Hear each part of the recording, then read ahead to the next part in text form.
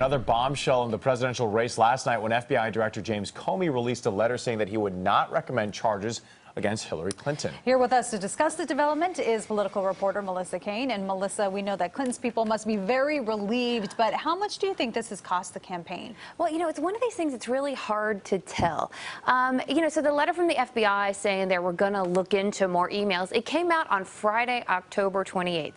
So we looked at the polls over at 538.com, and as you can see, there are two things happening. So right after October 28th, Clinton's numbers go down a little bit after that letter. But the real movement is that Trump's numbers go up.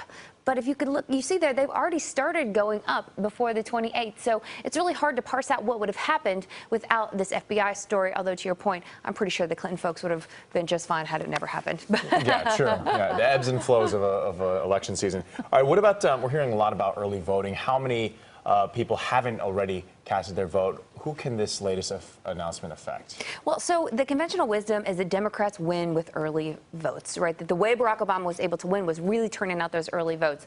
And in this campaign, early voting has been huge. Now, according to the Elections Project, about 42 million people have already voted. Now, based on prior voter turnout in 2008 and 2012, that's about 1/3 of the total votes that are going to be cast. And a lot of them were cast last week when the specter of the FBI investigation was still hanging over Clinton. I'll give you an example. In California, 2 million people voted since last Friday when Comey's letter went public. And another example, in the important swing state of Nevada, about 385,000 votes were cast during that week. So a lot of votes potentially impacted by this email review. Again, and those early votes are really what Democrats depend on. So do all the swing states have early voting? Well, so there are two that don't, right? So right now, Pennsylvania, which is an important state for both candidates, and also Michigan, which has become a bit of a battleground, do not have easy early voting. So in those places, they're going to be pretty much an election day vote, and that's why you'll see a lot of visiting by the candidates and their surrogates today and tomorrow in those states. All right, so Melissa, last month we saw Clinton with a huge lead in some of the polls. Can Clinton rebound from whatever losses she suffered last week? Well, yeah, so again, of course, they wish this never happened, but it's going to be a little difficult based on their reliance on early voting.